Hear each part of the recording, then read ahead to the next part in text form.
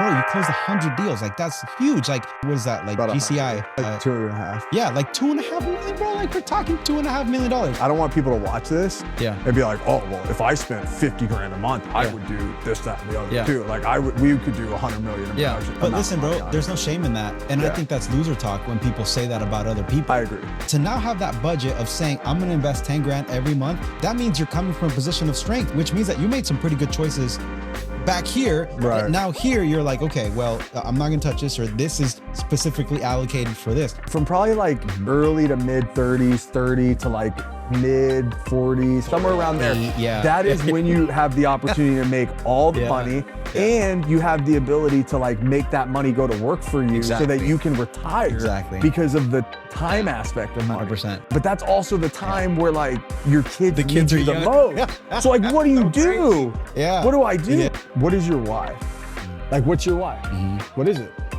My why is, Hi, in this episode, I sit down with Davis Bartels. Davis Bartels is a very successful realtor out in Westlake.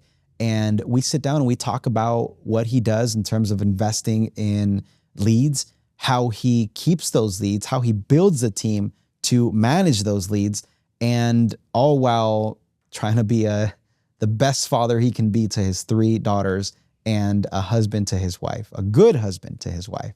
And so I hope you enjoy this conversation. So this lady came up to me and she's like, hey, can you help me work on a TV show? And then I said, like a random lady who just knew. No, I knew her through a mastermind. Oh, God. Yeah. And so then we started, I started filming for, I started creating like this show. So like part of it we film in here and then part of it we film in New Zealand, Fiji, Hawaii, like. Seriously? Yeah. Different parts of the world. Bro. And you fly out there and go do this? Yeah. Freddie and I, we go to all these different things. Really? So yeah, we've been doing that. Bro, I mean, last year was tough, dude. I mean, I'm preaching to the choir here, bro, but the interest rates really like the first year, 35% of my business, you know. Oh, dude. So like I had in our business as a team, me personally, like from last year to this year, I was like, I'm done. I was like, I can't, like, I'm not doing this anymore. It was like August of 2023. And we have a team meeting every single week on Wednesday at 11 a.m. Mandatory attendance. And if you're receiving leads, mandatory attendance. I said, I'm done. I was like, You told your team this? Oh, no. I'm not like done. Like I'm going to go bartend. I mean, it didn't get that bad. We were good. We were good. Like, I'm done. I'm not spending. No. I was like, I'm done with these numbers. I was like, I was like, maybe what I should have said is like, I'm going in. I see. Okay. But like, I'm done with I'm done not producing the way that I want to see production. Like I see the numbers were here and I wanted to be here. And so I was like, we're putting our foot on the gas. Yeah. I said, get your ass on the train or get off the train. Like either you're in or you're out. And that's it. Good, man. And a few people jumped in and but this year's been great though. So this year we'll be close to 100 units this year. But last year we were like, we were like awesome. In the 30s. Wow. 30s. And were you still spending all that you spend in your? No. So we stepped it up.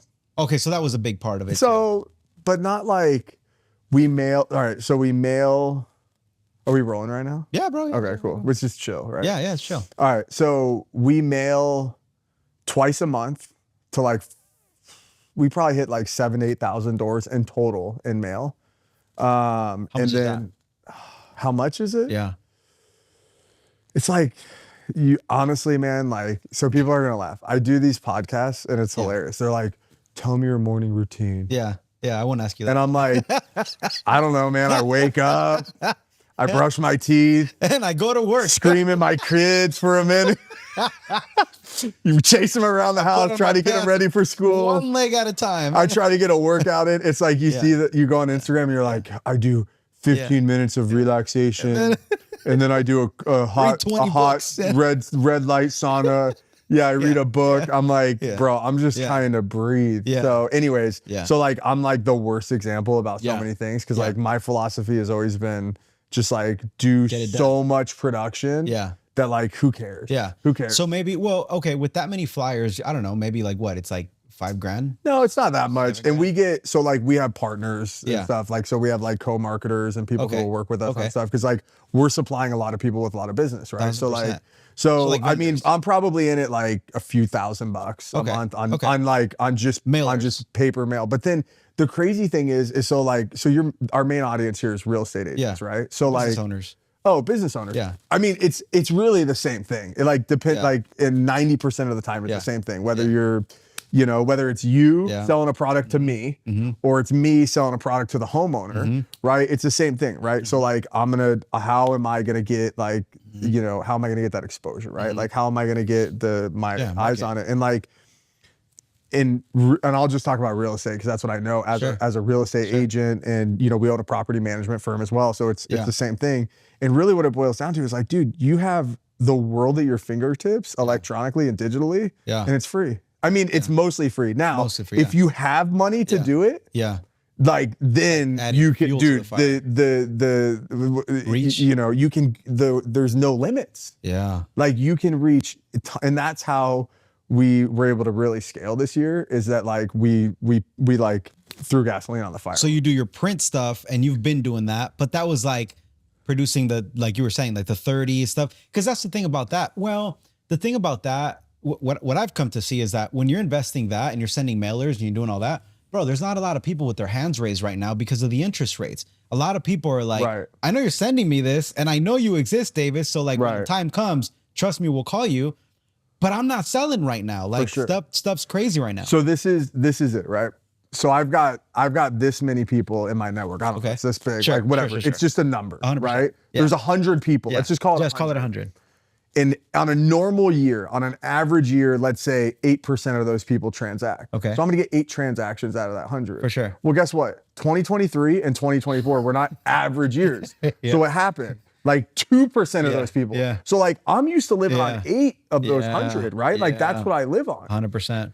But I'm only getting 2. So what do you do? Yeah. Well, you got to take that 100 and you got to make it bigger. Like you got to go like, I'm over here, I'm taking these people, I'm taking these people, and you got to get aggressive. Increase, and what happens is that like, if you want to live off that 8, we're going to use like a theoretical number of 8 from the 100.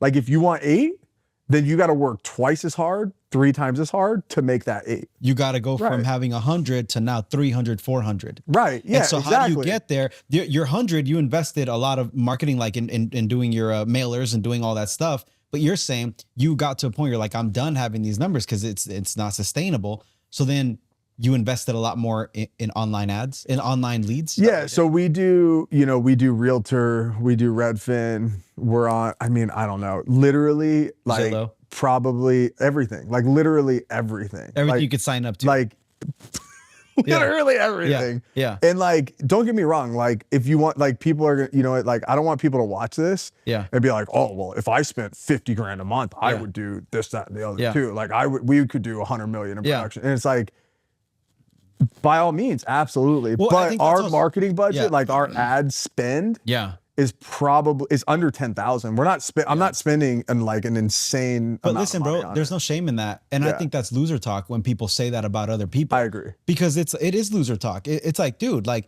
you got to understand, you can build your business so many different ways, but the reason why you can do that is because now you're coming from a position of strength. It wasn't always like that. Right. Like, to now have that budget, even if it's 10 grand, all right, to now have that budget of saying, I'm going to invest 10 grand every month, dude, that means you're coming from a position of strength with me, which means that you made some pretty good choices back here. Right. Now here, you're like, okay, well, I'm not going to touch this, or this is specifically allocated for this. Not a lot of people can say that. So when I say loser talk, I love it. I'm with you. I know I'm being intense. But listen, like, okay, don't call it loser talk. I would say it's hater talk, because it's like, yeah, you get there, you get to that position and you can do the same thing too.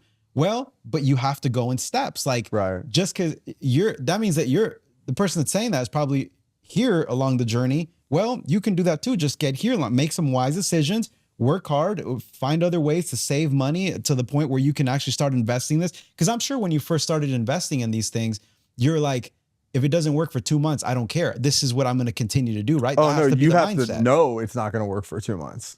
Like we have a geographic farm that we mail to. It's 1,500 homes, and we mail every other week, and we've done that for 5 years. And we do an event also. And like, I mean, we and like you just have to know, like that's just the first year of that you're just gonna lose. If you sign up, let's say you want to go be a Zillow agent, right? And you're gonna start spending $5,000 a month on Zillow. Like you just need to know that you're not gonna make money on that unless you get lucky for 3 months. But like also at the same time, like I understand that like what we do is to some degree an anomaly, right? Like we're not all, like not everybody, there's a lot of people that sell 10, 15, 20 homes a year. Sure. That live a really amazing, super comfortable life and provide an amazing life for their kids. And so like, for me, like, I'm just that guy. I'm like, what's next, right? Like we're right now. So like my goal, I want to do over 125 units in million next year, right? And so like, what do we go with that? Like, what do we do next? Are we doing like more Google-based stuff? Are we doing more real estate website stuff? Are we doing more in-person stuff? But really I have a whole, like it's a global thing, right? Like I want to be everywhere, right? Because like if you want to sell it, like back to the 8 people of my 100, right? Like if I want to expand outside of my 100 people, they're going to be old. They're going to be young. They're going to be black, white, yellow, Different green. They're going to be like, they're everybody, right? And like different platforms are going to speak to different people. Would you say that it's not only different like segments of the population, but would you say it's also different locations where it's not all Westlake? Because I know you're Westlake. 100%. Do you say like? Oh yeah, we have a listing like right down the street from here. We have like so when people ask me, well, so I used to. There was a time in my life if someone said like, we have our daughter, I can think of someone specifically. We have a daughter, they want to buy a house. It's going to be, in the greater Los Angeles area, more like that side of LA, not this side of LA. And I was like, you know what? I'm happy to refer you an agent or like somebody in Westchester. Now we do those deals. I mean, we have a listing right next to Dodger Stadium. We have, listings in Hollywood. We have listings in Ventura. We don't get to Santa Barbara a whole lot. So really when I ask people is just LA and Ventura County. And is this because of your new approach with pursuing more of the online leads? That's what's kind of led you to expand your footprint? I mean, our online leads are heavily focused in Ventura County. So like you can map out where you want to be, right? Sure. But it's just more like there's opportunity, right? Like my thought is like, where is the most meat on the bone? Okay. So like, if you told me that you're going to like, if I told you like, you need to go spend $20,000 to market your business, you're gonna be like, dude, that's a lot of money. Yeah. And I'm gonna be like, no, but you're gonna make every time you spend 20 grand, you're gonna make 100. Yeah. And you're like, I'm in. Yeah. No brainer. Sure. Right. So like for me, it's about finding the best ROI for everything. Right. So it's like, and you don't do that by like winning all the time. You do that with taking a lot of L's, right? So like we might do something and I'll put money into it. Oh no, that's an L. Like, like there's been a lot of L's along the way that have gotten me to like, okay, these are what work. And then so what works, I expound upon that. And so right now I'm at a moment, so like it's end of year, right? And it's end of year and like everyone's trying to get everything done. But it's also time for me to work on the business and not in the business, right? Because there's a difference. 100%. Like I work in the business every single day. I'm talking to clients and like that's my number one objective is to serve my client, right? At the end of the day, what is my job? And that's to provide a positive client experience. But at the end of the day, it's also my job to provide for my 3 daughters. So, 100%. And to do it really well. And so I want to like, right now I'm saying like, where do we go next? Do I get better at what we're doing right now and do it more efficiently to take my life back so I don't have to work 12-hour days? Or do I pile on more to get to that 125 million or units number that like I've got my target on? Is that where you're at now, working the 12-hour days? Is that where you're at? It's ebbs and flows, but yeah, I mean, for the most part, it's heavy, dude. It's a lot. I mean, listen, you don't like, it's a lot. Like this will be our biggest year. And I cannot express to you like how happy and excited and fired up and proud of me and every single person on my team is. But like, I don't say that like with any boastfulness whatsoever. Like it's an incredible honor to help the amount of people that we help. And that's genuinely how I feel about it, right? Like at the end of the day, I wake up in the morning to like serve my girls, right? Like because that's it. the But thing. like, That's the thing. Because at the end of the day, it's like, well, you're successful in this area, but we know that we have other things that pull from us as well. Like for sure. you have your wife, which, I mean, I don't know any wife that doesn't demand more time from their husband. And then you have girls, bro. So that's like mini wives, So it is. And they're young, dude. I have a 4-month-old, dude. Like we had a baby this year. So like, no way. Like I didn't like, that's a big year, bro. I'll tell you, like, dang, that's a big year. I got to give a shout out to my wife. I'm gonna look at the camera for this one. Shout out to you. You're the best. She's not gonna watch it because she doesn't care. she's like a what? A podcast? Why do they want to talk to you? The thing that takes me away, the thing that takes you away from me. That's what they want to talk about. Yeah, Forget that. it's like this is what you do all day. You just sit on a couch and talk to some dude. That's why you're not home. She's like, you could be like dishes or something. Anyway, funny, bro. But no, like she's the one. Like she knows what time it is. Like there's like we go to the like I work. She says it's hospital time. Like we go to the hospital and it's like I'm in it, right? Like I'm in full like husband dad mode, and then like we have the baby, and we go home. I get comfortable and I go back to work, dude. Like this is like. Listen, nothing will motivate you to make a living like having a child. So how have you been and I know you're in it, so like I know it's tough like when you're in it, but like how's that going, bro? Like because this is a big year for you, bro. 100 transactions, 2 daughters, and then a new daughter this year, so like that affects your sleep like crazy. And it's not like we have those type of businesses where you're like, oh yeah, I'm just going to take, 2 months off and everything's good. Like you have a lot going on. So bro, well, I'll tell you a secret, man. This is the trick.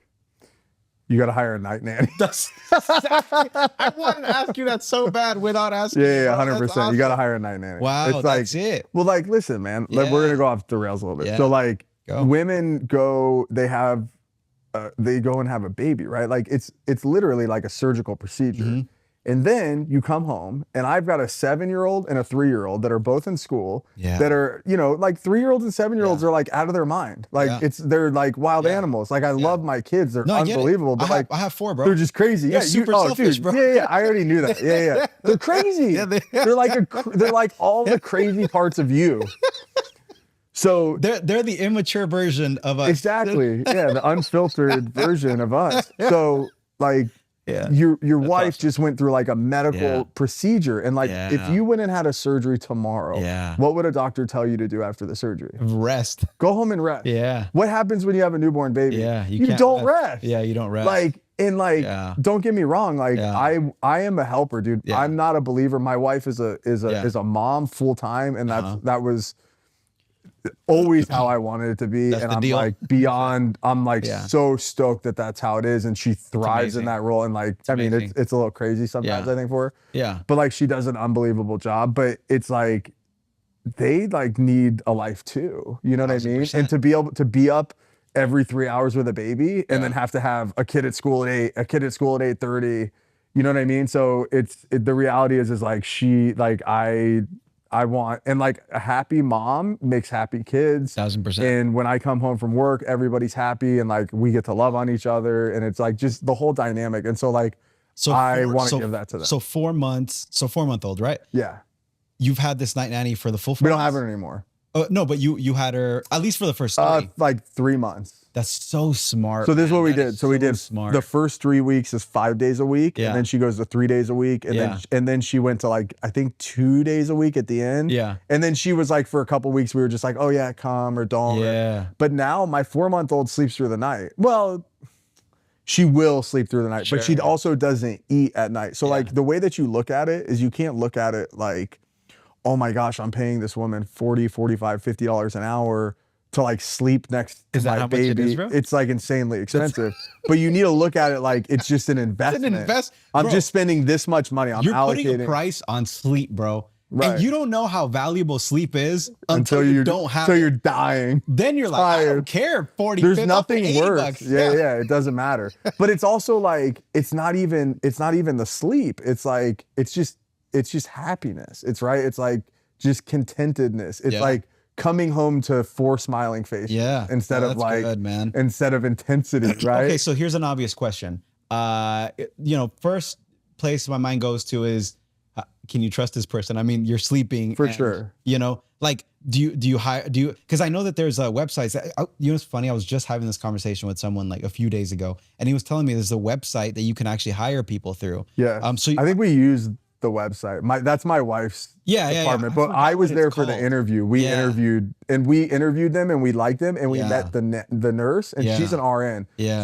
So my first daughter, we didn't have the resources to do that. So like we did it on our own. But the first one, do it on your own, man. That's like part of life, dude. Like get your butt kicked by being a parent. Like, and I'm so happy that we didn't. Unless you have 100 transactions going in a year, you're not ready for this. When you have your first kid, I don't care. Like struggle. You're in the trenches, dude. Struggle. Like get after it, feel it. Like it's like the beauty of being a parent. Yeah. And like it's not like it's not painless, even with even if you have help at the house and nannies and night nanny, like there's still pain. Do you think that like, because another thing you think about is, when I had with our first my firstborn, his name's Judah. I have so many videos of him. Like I at that time, like I was unemployed. I had barely started this business our business and it was just that's a grind. That's like first kid grind. It was slow, but I would create so many videos about him. Then my second, I don't have that many. My third, and then my fourth, it just gets lesser and lesser. Because time becomes like more of a commodity. Yeah. So do you think that like, there's like that sense of bonding when you're up at that time that you don't get, 100%, like that you don't get. 100%. So do you feel like guilty for not doing that, or for no? Because like it's, dude, you're spread. Dude, think about it. Like how thin are you and your wife spread? Super. Like when you're right here, and your wife's at home with the 4 kids, it's like you're so spread thin, and it's like. But I agree. Like if I had all the money in the world and I had the opportunity to like just hire like someone to be there in my shadow or my wife's shadow at every moment to change it, I wouldn't do that. Because like part of the joy of parenting is like the pain of parenting and the struggle. Like that's it. Just you take the good with, and I think that only somebody who has kids and has like multiple kids can understand that and appreciate it. Like. I like love like the struggle 100%. Is like part of it, right? Like, and that's like the beauty of it is like overcoming that and watching like my oldest daughter is in 2nd grade and she was like, her birthday was literally the cutoff. And we said, we said, push her ahead. If I had a son, I'd have kept it back for sports. But girls, I'm like, get after it. Like that will give you, that's like, you have an extra year ahead in life is kind of the way that I saw it. You said if you had a son, you would have kept them back because of sports? 100%. Okay, we'll get into that right now. All right, cool. Cool. So anyways, I sent her ahead and like, there was a moment where like, we were like hiring tutors and we were like working with her homework, even still now, because she is the youngest kid in her class. Like there are kids in her class that are a year and a half older than her. And like there are kids that are like, they're like, 8 when they walk in the door of 2nd grade, and she will never be 8 in 2nd grade, right? She'll turn 8 in 3rd grade, or right before she walks in the door of 3rd grade.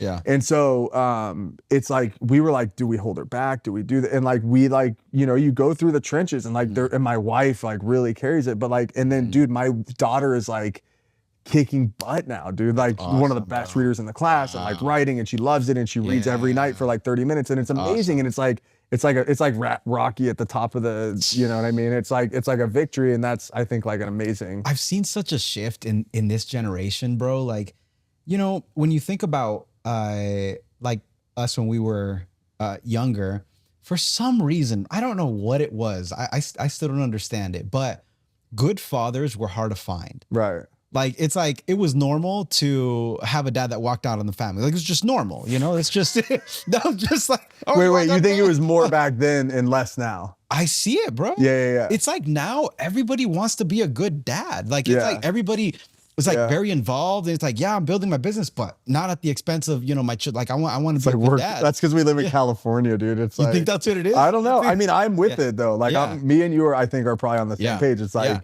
Monday through Friday, Yeah. like I'm like hunting, Grinding, right? yeah, I'm yeah. grinding on the weekend. Like, Yeah, that's my family like time. that's family. Like I'm Yeah. dedicated to my family. And good, like, man. why do you grind? You Yeah. grind for your family, Yeah, right? exactly. Yeah. But yeah, no, I I don't know mean, if it's I've never thought about it. generational. Yeah.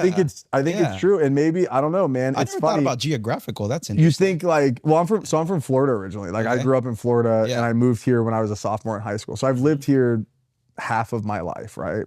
All of my adult life and my young adult life. And so I think in that, but I also think like generations flip-flop too, right? It's like, like there's like generations learn from the prior generation, right? Like there's a lot of things that like, people our age experience with their parents that had a lot of similarities that like we're like just like, I'm not doing that. Yeah.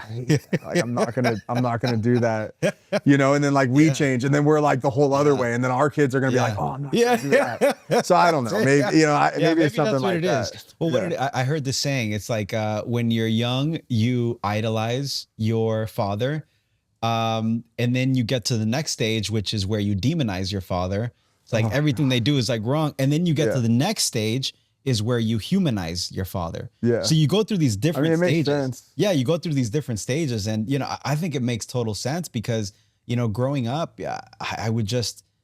I think I stepped more into the whole demonizing thing a little bit quicker, sooner, because I saw a lot of, for sure, things that, we struggled a lot in a lot of different ways. And so, but then I think that did help me to humanize him quicker or sooner. Right. So, because now I'm like, I have compassion, because it's like, oh, well, he grew up under these circumstances, there's still this, he's a human being, and all of these I think things. it's true. There's a moment in your life where your parents become human, right? Like, because you idolize them. They're like, they walk on water, right? Yeah. And then like you get old enough and like go through enough life on your own where you're like, oh wow, like no one can live up to those standards. Yeah, exactly. Yeah, the standards that like you put on them. Yeah. Arbitrarily. Yeah. Yeah, I think like that's actually like super profound actually. But it's so true and simple. I've been on this thing, social media is like the best and the worst thing ever. And wouldn't you agree? Yeah. And there's this video like circulating and it's like it's this guy and he's on some podcast or something, ironically, and he's talking about how you have the first 10 years of your life, right? Like the first 10 years of your kids life rather, all they're gonna do is like you are their superhero, like you could do no wrong, like you are amazing, you're their best friend, you're their best buddy. Dude, my 7-year-old almost 8-year-old daughter, like she jumps out of my truck and we walk into the grocery store and she's holding my hand and she's like 8, dude, she's like a little human and like she just wants to hold her dad's hand, dude. Like there's gonna be in a few years where like probably less than a few years where she's like not gonna do that. You're not that cool anymore. Dude, like it makes me want to cry thinking about that because like and that's why I had a third kid. Like I always wanted to have 2. Me and my wife were on the same page, 2. Like that was it. Like 2 were good. And I think big families are smaller now. Like there's less big families now. Like you are an anomaly of 4 kids. That's an anomaly, dude. Like you don't know a lot of people with 4 kids. Yeah, that's true. And I know a handful of people, but most people have 2 and some people have 3 and very less common you see. And you see a lot of single people just have 1 kid now. I feel like that's a change, but it's like for me, I'm and the thing to remember is like these are our prime earning potential right now, right? Like I'm 37, like from 30, from probably like early to mid 30s, 30 to like mid 40s, somewhere around there. Yeah. That is when you have the opportunity to make all the money. And you have the ability to like make that money go to work for you so that you can retire because of the time aspect of money. 100%. So like, but that's also the time where like your kids The kids need are you the young. most. So like, what do you do? Yeah. What do I do? Yeah. Like, do I go get it? And like, 1000%. I want to give 5 houses to each of my kids, right? Yeah, Like to each of my daughters. Cause like, come on. you know what I mean? Cause at the end of the day, like, I don't care who they marry. Like that, they're on me, right? Like You got those 3, bro. What right. a burden, man. Dude, What a I'm like burden, getting bro. emotional. Like, you know what I mean? At the end of the day, like those are like my girls. I'm like, 100%, I will always take care of them. So like, it's my responsibility, but like, I also like want to be there for these amazing years because like, I'm not going to have more than 3 kids, biologically, if you get what I'm saying. So like I want to like enjoy and cherish those moments with them, you know, but like I have an obligation to them too. So it's that juggling act that like I'm sure you know all too well. Well, okay. So you said you're like, okay, I want one more because like I see that they're gonna get older, and like I love this, like that they need me and they like love me and I'm their hero and I love that. How did you decide like that's it? Like, because you know, you just alluded to it. You're like, okay, no more. Like at what point? Yeah. I don't know. Like I haven't gotten there. Like my oldest still jumps out of the truck and holds my hand anywhere we go. No, right? I'm saying and because like, now, because you're saying that's it. Like this biologically, like that's it. I had a That's it. vasectomy. Yeah, that's it. Oh yeah, no, I physically that's in about I don't know, give or take 4 weeks, I biologically will be incapable. Oh, so you still haven't done that yet? No, I had a vasectomy like a you had little over okay. a month ago. Oh, yeah. okay. So Okay, like that's a wrap. Okay. And honestly, the funny thing is like before I had the vasectomy, this is how the human mind works. Sure. Before I had it, I was like, yeah, like for sure, I'm doing this. And then like the moment I walked out, I was like, what the heck like, did I don't know. I feel like maybe I could go back for a little more. Bro, but I've been flirting with that idea for so 5 many years, bro. Like to how get old a is vasectomy. is your youngest? Oh, To get a vasectomy. Oh yeah. Because it's like before our fourth one came, we met up with the family and I'm like, guys, I want to have a serious meeting with you guys. My brother's well, you have all brothers, right? Yeah, so I do. 4 brothers. Yeah, 4 brothers. And I'm like, guys, and you know, my wife was there and I'm like, guys, you know, I have an announcement to make. You know, I'm gonna get a vasectomy and I'm gonna do all that, but bro, my Hispanic mind just wouldn't allow me to, bro. Your head exploded. No, bro, I just couldn't, bro. You are put on earth to procreate, man. I can't, bro. I don't know, bro. It's the Hispanic blood in me that doesn't let me. White bro. folks think about 4 kids and we're like, 4 kids.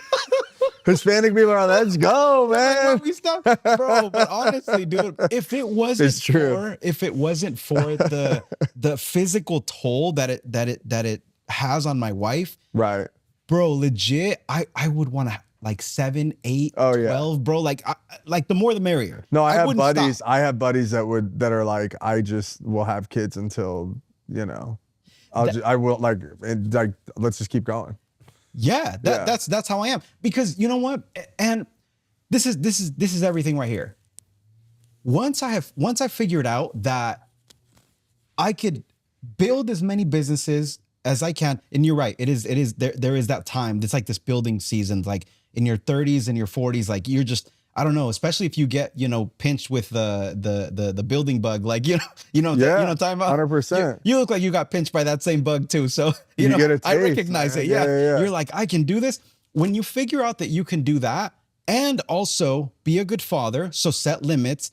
And the way you do that is by having good SOPs, good procedures in the businesses, good systems, good people in there, and still be a good father and still be a good husband. Bro, that's like, why stop? You know, it's like, keep it going, you know? Well, and that's where I'm at. I'm like, do I grow? Yeah. Like, do I grow lead flow? And I'm like, well, like let's say, you know, like your brothers, right? I'll use your brothers as an example. Like they're kicking butt, dude. But like, let's just say they got their license today, right? And they just showed up.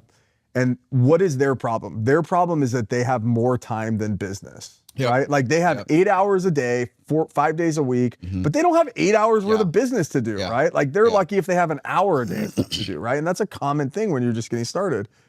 Then you get going, and then eventually, if everything goes right, you have more business than you have time in a day.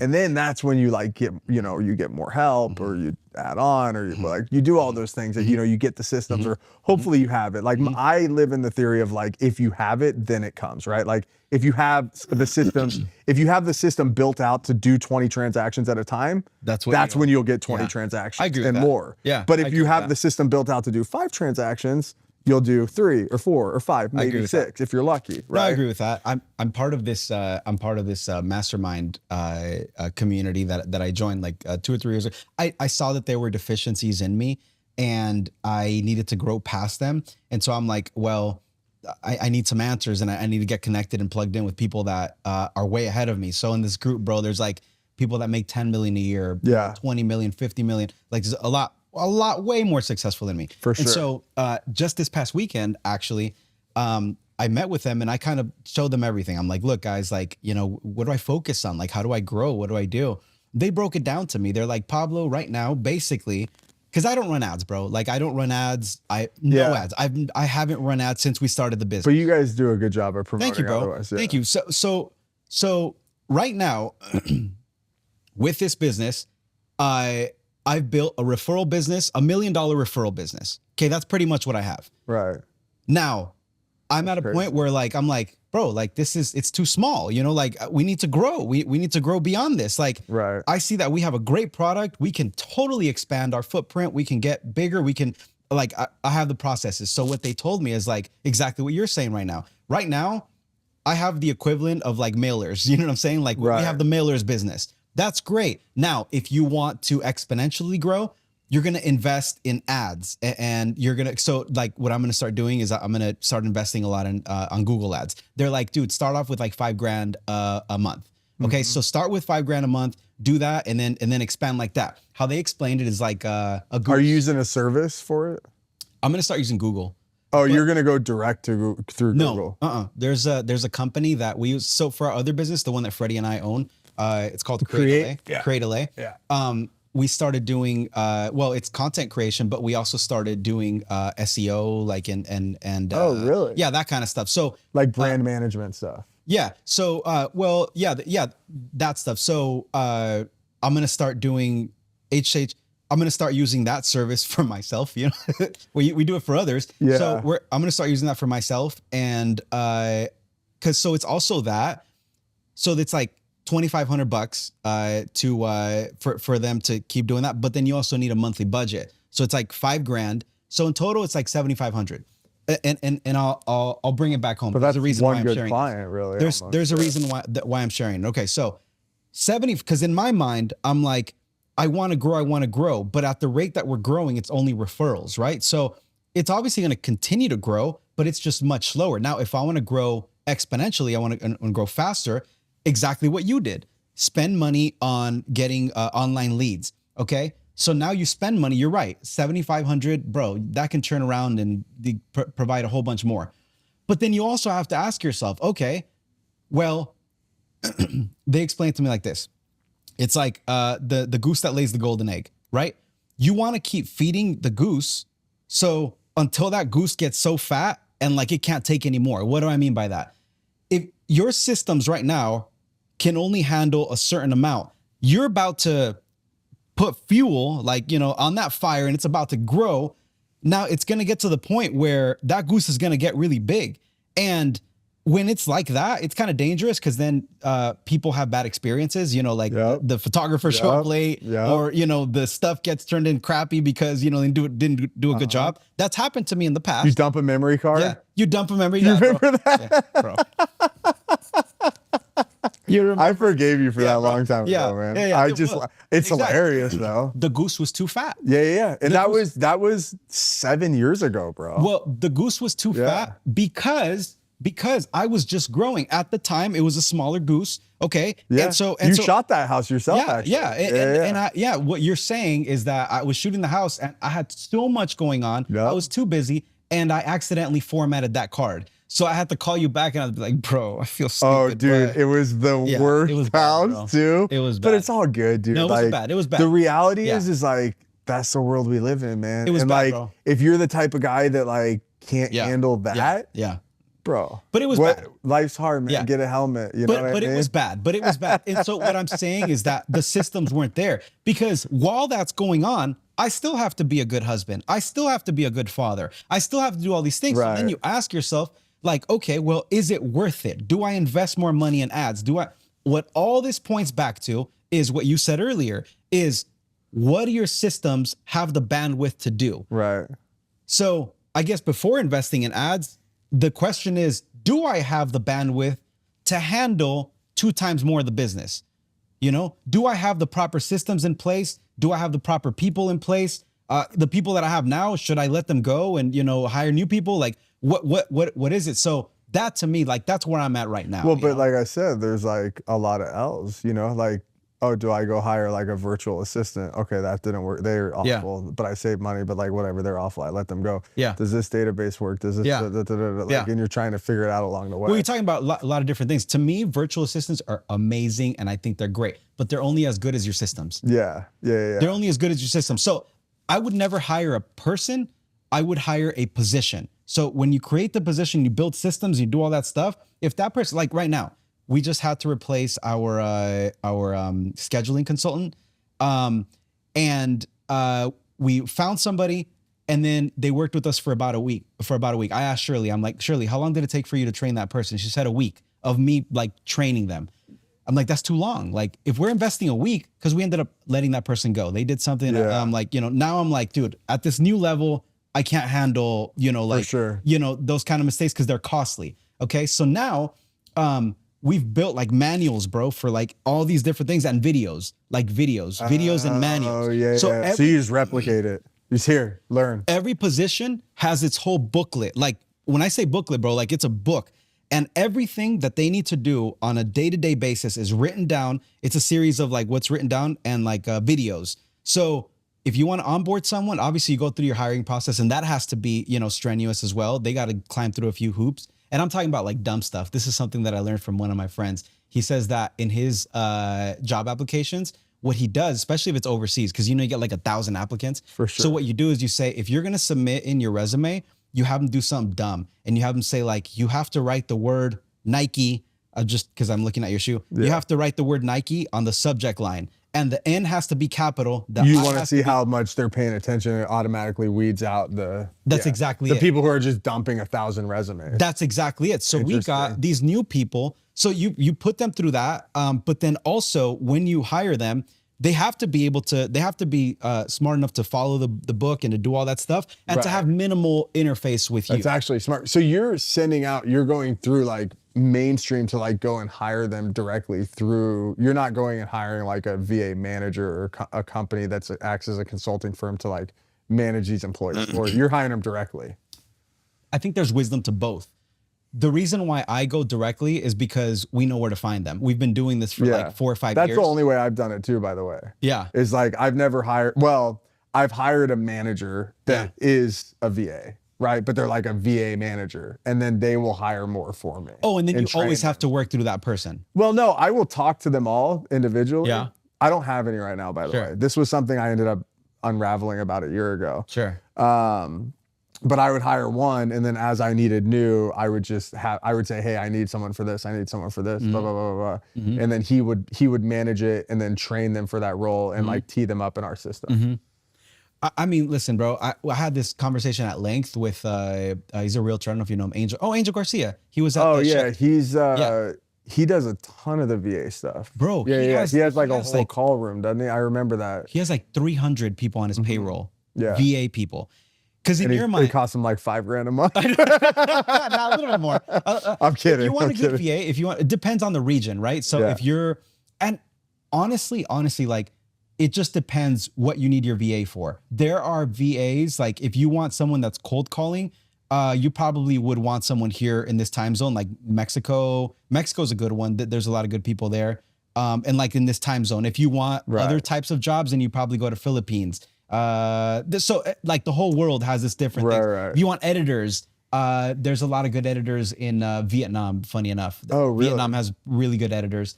So wow, you're like pretty versed in this. I'm telling you, bro, we've been doing it for like 5 years. It's been able to. Oh, because I mean, dude, I would say like 80% of photographers in the area outsource overseas for editing. 80%, bro. At least 80%. You have to. Yeah. You have to. Listen. If it's too competitive, the pricing. Yeah. Pricing, but then also realtors want their stuff next day. And when they say next day, they want it in the morning. Dude, realtors are. Yeah. All right. Let's talk about realtors for a second, bro. Let's talk about realtors. You're going to get me in trouble, Davis. Get it out, bro. Get it out. No, man. Dude. All right. I'm a seller. I'm going to hire you to sell my house. I'm going to pay you $65,000 to sell my house. And they can't fathom spending more than $500 on photos for that property. And if it's $600, they're going to lose their mind. You should be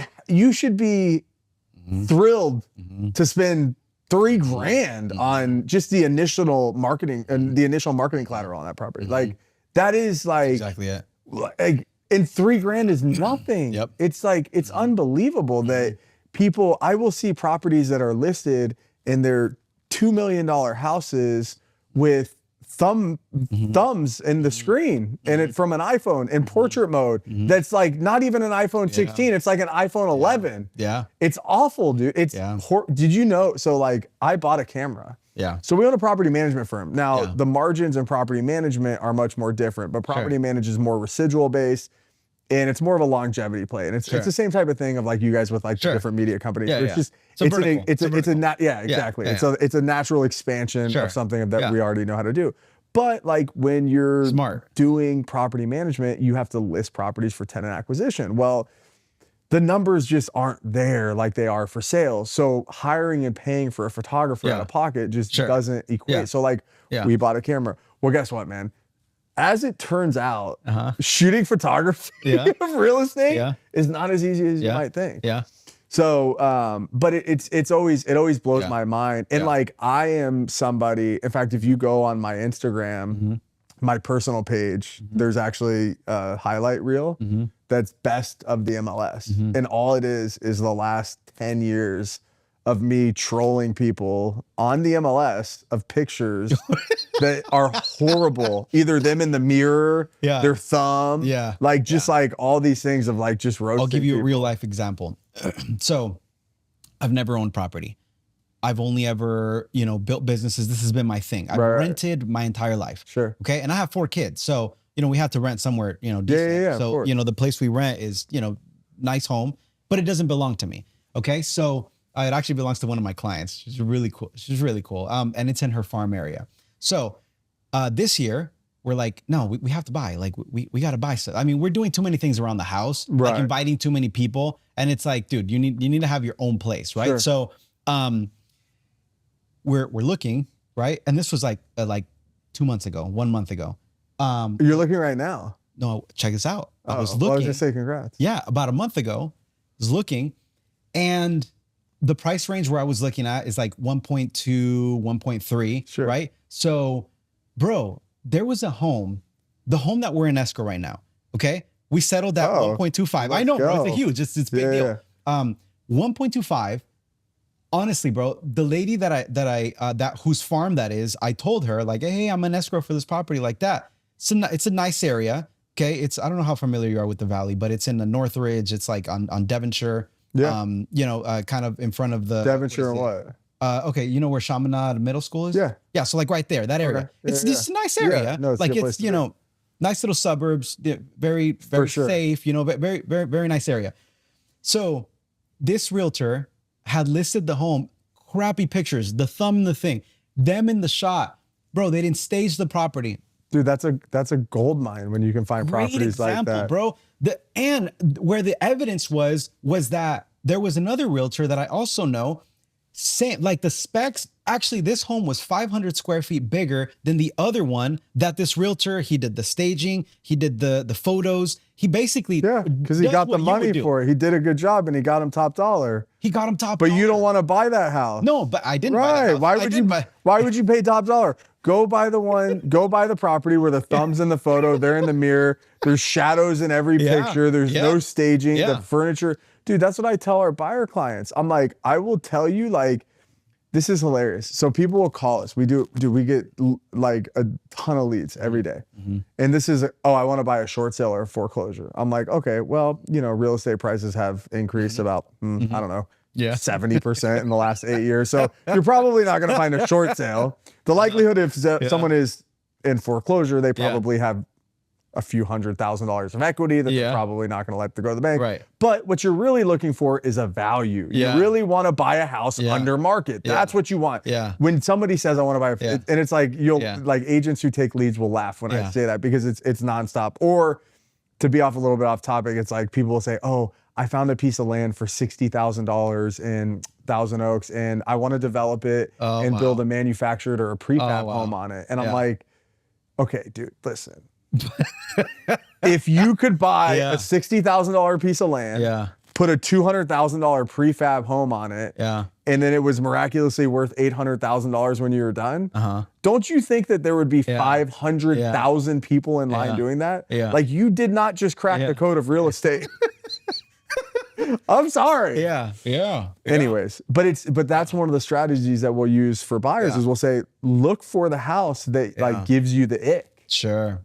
And go see it. Yeah. Because maybe the ick is online, right? Like, my job as a listing broker, which is primarily what I do, is to make the house shine online, right?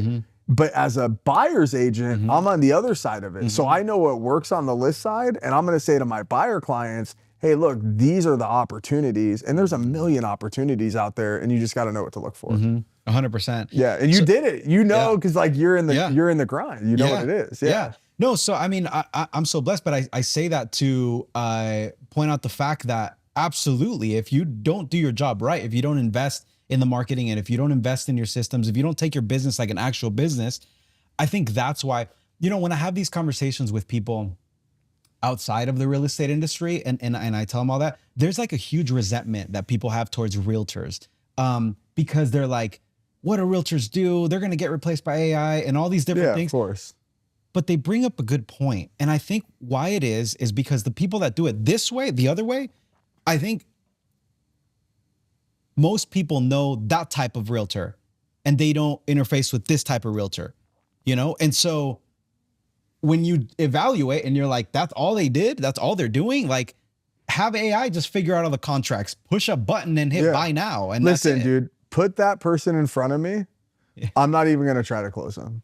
I'm going to say, brother, I wish you all the best and absolutely get after it, man. But I'll tell you what, their friend, cousin, brother, sister, if they don't have that, predisposition to somebody in my position, they will absolutely be a believer by the time they're done working with us. 100%. I can say that 100% because I've done it time and time, over and over and over and over and over and over again. And I have people will send me gifts, and I'm not gloating. Like, don't send me gifts, right? Like, I don't need gifts. Like, I would rather give than receive. But like, the reality is like, if you really show up for the clients, and this too, because you're doing the same thing that we're doing, just on the other side of the game. Just for you guys. Right, exactly. Like, if you really show up, and this is where I think it makes a difference, right? They're like, what is your why? Like, what's your why? What is it? My why is, well, first and foremost, I respond to, I'm a man of faith, and I respond. And I am accountable first and foremost to God.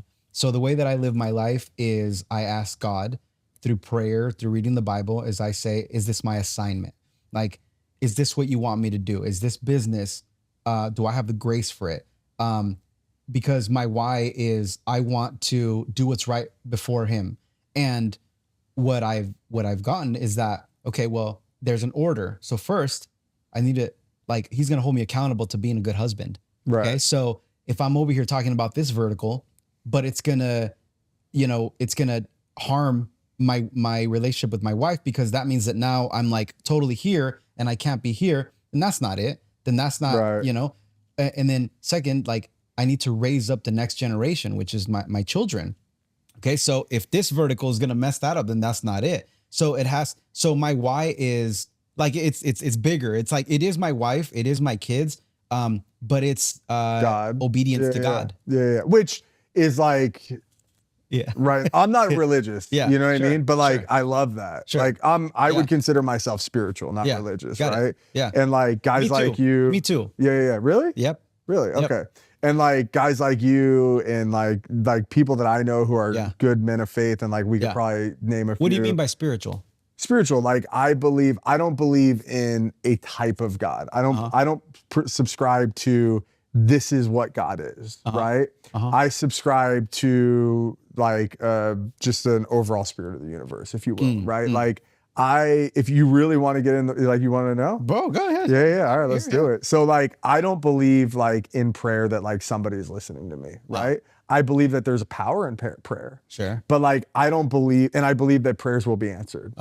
However, like my conception is different than say like the Christian or, you know, even maybe the Jewish faith, right? Yeah. Or any, I don't want to be ignorant so I'm going to keep my Sure. mouth shut. But like that, I know what I know, right? Just speak. However, like the principles of any Protestant religion, I 100% support. My daughter's in Catholic school, so just so you know. Yeah. And like, so the tradition and values, the values Yeah. and the principles and what they teach, I'm all in. You're all in. Right. But like my conception of what God is just different than, you know, maybe like a Christian or a Jewish or any other type of faith, right? Sure. I think to a certain extent, I think everybody kind of is like starts, you know, there. And I'm not saying like, oh, you know, you're on your way to being a Christian. Like I'm just saying. Well, I grew up Christian. Like I was confirmed. I like did the whole thing. In fact, you know what I mean? So like, I'm not, you know what I mean? Like I'm not one or the other. I think that like, my dad is an Orthodox Jew. Yeah.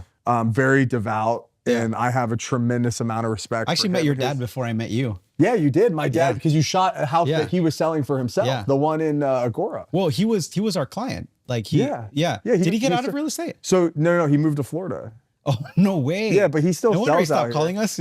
No. He'll sell out here every once in a while. I don't know who. He just sold one in Thousand Oaks like a few months ago in my farm. Bro, I gotta hit him. Dude, my dad. Okay, so my dad comes to town. My dad was literally in town like a few days ago. When he comes to town, where does he stay? He stays at my house.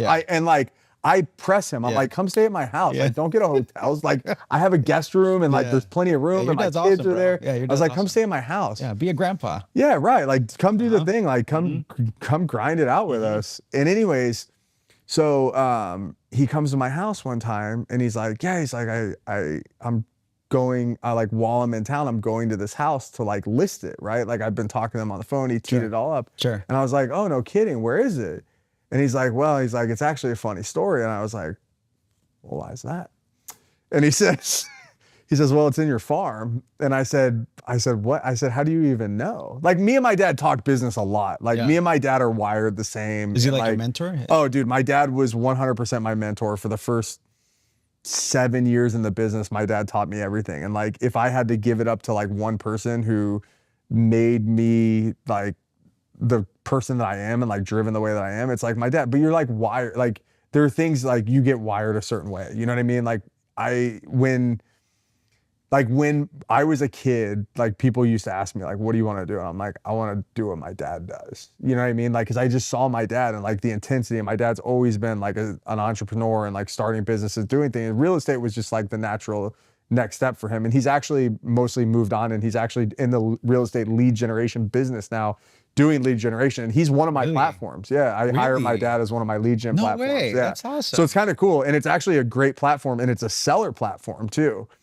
So he actually generates seller leads exclusively and he nurtures my seller leads and it's all AI based. What? So like AI and it's all text based because that's the thing. Like almost so we're building out our whole, we're like, keep going on like, bro, this is the podcast. Yeah. Yeah. That's how it works. Right? It's like the Joe Rogan of real estate podcast. We're weaving. Yeah. So anyways, we started on why and now we're talking about AI on, but it uses like AI chatbots basically, which I don't know if you've ever dealt with one. They're unbelievable. Like it's crazy how good they are. Like I'll give you an example. One of them we're doing property management for now because they like the AI knows that we do property management. Okay, explain. It came up and they diverted and put them in the property management. You're going to be on me. Okay, so explain because that AI is one of the things that I have, bro. I don't know anything about. So explain that. Explain this what you're telling me. Yeah. Like to someone that doesn't know anything. Okay, well, as somebody who doesn't know anything, and I simply just hire a company who does know. Who not how? Yeah. Right. So, but like what they have built out is this platform, database, CRM, AI integrated text, and like I can watch it all happen. Like I can go into the back end and I can watch all these conversations, and it's amazing. Wow. And I can see like, you know, and it's all like expired, FSBOs, canceled, withdrawns, like all these different like. Okay, so this platform that your dad created, right, it's like a CRM and it has a whole bunch of people's information. Let me simplify it. Yes, So bro, basically what it is it's like a CRM, but it's also like a lead follow-up.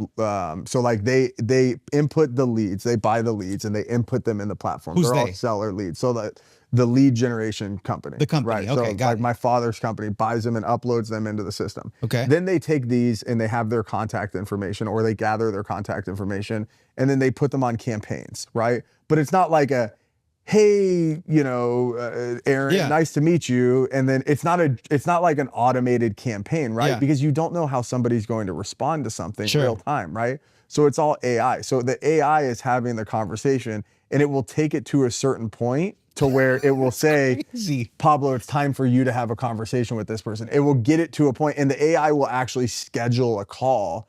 So, and it'll put it on my calendar and it'll say, I have a phone call with, Bob Such and such, Smith yeah. at 2 p.m. on Thursday. That's crazy. Yeah, and then I'll take that phone call and then you want to ultimately like get belly to belly with that person. So Yeah.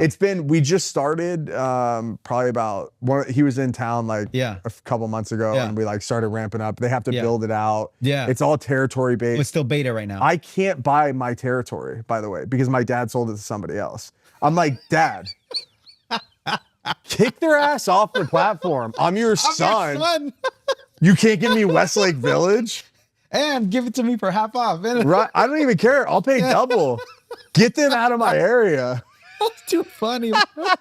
That's hilarious. But yeah, it's cool. Yeah. I mean, dude, and that's the thing, man. Like, I'm not gonna honestly, like, I don't even care, dude. Like, whatever. Yeah. You want my listing package? Yeah. Take it. Yeah. You want my buyer booklet that Yeah. we made? I mean, dude, we were making buyer booklets a year ago, right? Yeah. Like, take it. Yeah. I don't even care. Like, you want any, like, it doesn't matter. Like, call him, get on that lead platform. Yeah. Like, it's all good. But that's like one of probably give or take 24 platforms that you're on. a part of. Okay. Yeah, so but we might get 1 or 2 deals. Like, there are certain ones we'll get 10 deals out of. There are certain ones we'll get more than that. There are certain ones we'll get 1 or 2 deals out of. Got it. But like, it all adds up. Yeah. That's really cool, bro. The AI stuff, that's very intriguing. Okay, so all right, back to your story. Your dad was at your house and then he said, Oh "Hey, get the yeah. So listing." he's like, Yeah. funny story. It's in your farm. I'm like, how do you know it's in my farm? He's like, well, it's actually a really sad story, and I'll tell you why. He's like, because I went to go take the listing, and when they signed it, they had mentioned something, and I said, well, who were you gonna go with? And they were like, well, we were gonna go with this guy, Davis. He's like the agent in the area that sells all the homes. And my dad was like, Davis Bartels? He's like, they were like, yeah. And they were like, wait. He's like, yeah, that's my son. Yeah. And they were like, oh. Yeah. Oh, so literally, my dad's staying at my house, room and board, Using your resources. using my shampoo, like, whatever. And Sleeping top on of my that- linens, and on- taking listings out of my farm. So he's in there like razzing me all weekend, just freaking. Hey, man. No, it's actually funny. So, Yeah, and it was actually a great story because it, like I said, it was a sad story because my dad had an agent who worked here, and he was not old. He was probably about 60 or so, and he had kids in their 20s or 30 or so. Mm-hmm. And he was the agent that was going to do it. And it was actually like the reason that they were getting the listing is because it was that his name was Jeff Atkinson. Yeah. And Jeff's like, Yeah. was an incredible guy. So he was good. He was like friends of friends. Anyways, he got connected. So Jeff, like, it was all teed up with Jeff. Jeff goes on vacation and he was somewhere tropical and literally like suddenly passed away, dude, like tragically. And it was awful. Yeah, it was super sad. And Jeff was like, and I've known Jeff for over a decade because I used to work with Jeff when I worked with my dad. Yeah. And so my dad, So that's why your dad was my dad's a man of faith and just like, and my dad is like, anyways, I got a lot of, there was a time when like, I thought my dad and I would never have a relationship again. And it was hard. It's hard to work with family and then not work with family. And I'll just leave it at that. But like, my dad and I, like, thank God, have a great relationship now. And like, my dad is, again, like, I give a lot of credit to him for a lot of the success that I found and like the drive that I have. But my dad ended up taking the listing and he took all 100% of the proceeds and gave it to his family. So it was actually pretty cool. Like he Give it to what? gave it to Jeff Atkinson's family. So Jeff passed serious? away suddenly. Jeff was gonna do it, and like my dad and him are partners, are on That's we're on the awesome, listing. man. Wow. And so my dad took the listing, and That's a good and he story. effectively did it for free. Took Yeah. the commissions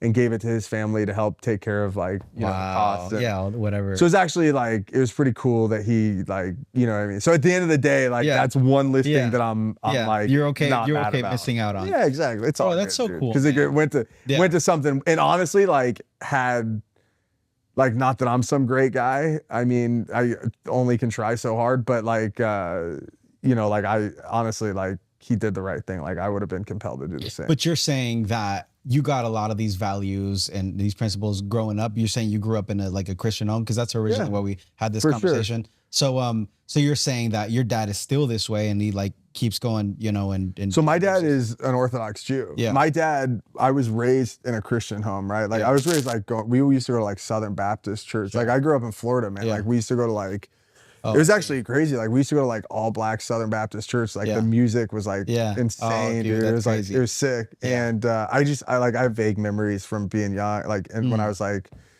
middle school and stuff. And but then I went to a Methodist church for a long time, and I used to like go there on my own when I was young. We're going way deep into the weeds, man. So and then you know like and so I've never like really necessarily like grown away from it. I think that like my conception is just more like geared towards like you know what is true to me. Right. And I think that's like true of anybody, right? Like I think that like, you know, you are a devout Christian, correct? Yeah. And you have probably countless friends that are too, right? Yeah. But like your conception might be relatively different than somebody else's, right? Sure. But I will tell you this, like my values are probably almost identical to That's your what I was going to values. say. That's what I was going to say. I was going to say that there's still that fundamental, you know, what is it? Christian, 100%. Jewish values that look at you know, anything come good out in from the world. Bible. Yeah, like look at anything good in the world, dude. Like it's all like we all, dude. It's like innate within us. You know what I mean? Like any normal, rational person like knows what is good and bad, right? Well, I think it's very important too, because especially in business, man, like in business, we have a lot of influence and we have a lot of power to do either the right thing or to do the wrong thing. Well, this is the difference, bro. It's doing the right thing isn't always the easy thing. In fact, it's usually the inverse. Most oftentimes doing the right thing is the harder thing to do. But like, who are you? Are you short-sighted? Like where is your heart? Like, what do you believe in? Like, and I feel that like, when you talk about like, you know, your own conception or like what drives you, like what is like, you know, what gives you that when you make a decision, right? And like, what is the driving factor? Because in order to do the right thing, because oftentimes like you fall victim to doing the easy thing, which isn't the right thing. And I think that like, that's really where you need to ask yourself a lot of times. And like the reason why I asked you what your why is, right? And I think it's cool that we got to talk about religion. I love talking about religion. Like I said, I'm not like, I consider myself spiritual and not religious. But I love religion because it's intriguing to me, and like I'm fascinated by like all like my dad, like I said, is very devout, like, you know, and I won't name any names, but like we have mutual friends that like I've had very, very deep conversations with about religion, because I think it's so like intriguing and enlightening, and it's a powerful thing, right? But like it's really like, because at the end of the day, like, why do we show up? Like we show up because like it's like an act of service. Yeah. Right? Yeah. Like you could look at it like, get some photos, throw it up, blah, blah, blah, give me my check. And like that's how some people are, man. And I look at them and I'm like, how? No, I get business? it. I've done deals where I've done projects where I have been that way. And then I you know, you feel get that convicted. way sometimes too. And I'm like, whoa. Yeah. I'm like, what if I was the seller? And I put myself in their position, and I'm like, I'm selling their $2 million house. And dude, I would want my agent thinking about it 24/7 and like really having like, really like caring here, not like just caring here and caring here. You know what I mean? You know what it is? Like, I think me leaning into more like knowing what the Bible says, I think what it just helps me is helps me articulate what I'm already, like how I already am. Like the Bible says, do everything as if unto the Lord. And right now you just said, I need to show up and I need to give my best. Okay, well, if I'm who I say I am, well, those times where I don't do a good job, I need to remember and I need to remind myself, like, wait, I messed up, because I need to do everything as if I'm doing it unto the Lord. So I'm sitting here with you. It's like, if I'm doing it unto the Lord, I'm going out and I'm doing this project, I'm doing it as if unto the Lord. A real estate deal, I'm doing it as if unto the Lord. So now it's different. So I think what it is just what I do is I lean more into that, because it helps me articulate what I'm already believing and how I already want to be. So it gives me verbiage, right? You know, and more of an assurance of why I do, a stronger why. Right. Gives me a stronger why. No, I think that's powerful. And I mean, you see, listen, dude, like I said, at the end of the day, I think like you and I, like we align. Yeah. It's just like, it's like, you know, a different engine behind the same path. Right. Yeah. So no, I get you. Like, for example, last year, bro, man, last year was tough, dude. You know, at the end of 2022, and then last year, 35% down for the business. Oh yeah. Like, and it's like, if you're used to those numbers and that's just what, this is what you use to pay your bills, and you cash flow and all this stuff, bro, it's a big deal. So not me, brother. Yeah. That's a tough pill to choke down, 35%. Yeah. So that's what I'm saying. So bro, like, I needed to lean. That's where, like, having this relationship with God, like, that's, I can't see without it, bro. Like, I probably would have gone crazy, man. Like, numbers, especially for men of the house, and especially for you, because, like, your wife supports at home, and she like builds a family, and she's depending on you and what you guys built with the business together. Because I think you build the business as much as she builds a business. At least 100%. That's how I see it. Yeah, I agree with that. Yeah, like, so because even the advice, bro, like I've learned to kind of lean into and like hear my wife out on stuff, because she'll pick up on things like, don't do that deal, like, like, let that go, like there's like a different thing that they have that I think men kind of struggle with, so she's built it as much as I have, but it just reminds me that there's something greater than 100%. Yeah. Dude. So it's funny. I laugh, like, my wife is a better real estate agent than most agents. Yeah. She doesn't even have a real estate license. Yeah. Yeah. And like, my wife will tell you what to do in a real estate. My wife could walk you front to back. Yeah. In like a year's worth of follow-up on a real estate transaction. And she's never even done one, just because she's listened to me talk about it for the last 15 years. Wow. So it's just awesome. Funny, dude. It's like, and then whatever. So. Well, that's awesome. But then that's what points me back to, because, the Bible teaches me that as well. It teaches me, love my wife as Christ loved the church. He gave up his life for her. So what does that tell me? That tells me to empower my wife. That tells me, like, take my wife's voice, like, seriously, and actually 100%. Help build her up. And, so well, that's the thing, dude. We get like, I think like there's this like masculine society, and it's like, you gotta, like, I'm, you know what I mean? Like, my wife, dude. Yeah. I can't speak highly, and I know you're the same way, man. It's like, brother. Yeah. I would never change places. I'll just tell you that right now. How they can manage 4 kids, 3 kids, and still freaking look good, and show up with a smile, and have dinner made, awesome, and have their homework stuff. Like, dude, I'd rather juggle 30 transactions. It's crazy. That's easier to me. Yeah. The other stuff, I don't know, dude. Yeah, we're just built different, bro. Like, we're built different. But it is like it's in the right. DNA. The wiring is not the same. Yeah, bro. Like, women can have a whole bunch of different conversations at the same time. Like, you pull up your wife's phone, and you know how, like, on the iPhone you close the apps? Yeah. Like, I always close the apps because I'm like I can't have a bunch of windows open at the same time. The women have like 1,000 apps open at the same time. That's hilarious. My phone kept dying, and I'm like, why does your phone die so fast? And I look up, bro, legit like 100 windows. Oh wait, open. do you have to close those, or the battery will die? Yeah, or the battery dies. Oh, I do it like, I'll like close them like once a month. Yeah, you should do it more often. Yeah. But like, even on the computer, they can have all these different windows and still be like concentrating on, like, no, bro, I need to have one window, focus on that. That's like, I'm the same way. You need to like, you're wired that way. That's why I use my database, because like, I want to show up, and I just want to, I don't want to have, I want to use as little brain power on things that I don't need to spend brain power on, and use all my brain power on like critical tasks, right? Which is like getting my clients the most amount of money, protecting my clients from lawsuits, ensuring my client gets, meets their goals, right? Like getting them whatever that is. I don't want to wake up in the morning and like spend the first 2 hours of my day trying to figure out what I'm doing and where I'm going to be. Yeah. You know what I do? I look at my calendar and it tells me, I wake up in the morning and I look at my calendar and I say, that's what I'm supposed to do. Yeah. And then I get into the office and I look at my hot sheet, my to-do list and my task sheet, and it tells me what to do. Yeah. And I do that in between appointments. And then I make my phone, it tells me who to call, when to call them, what their phone number is. Like, it's like literally like, it just Mapped tells, out. Why? Because like, I want 100% of my energy to be exerted on things that are valuable. Yeah, right. To be efficient. Not like trying to figure out what I'm supposed to do next. Yeah. You know what I mean? Well, we started off this conversation, you saying, don't ask me what a typical day looks like. And we finished it off, you just telling me what it looks like. So I love it, bro. Well, you want it like, it's just funny I love it, bro. because I did this podcast like a few months ago and he's like, what's your morning routine? I'm like, what the hell? What morning routine? Wait, like, you think I have a morning routine? With 3 daughters?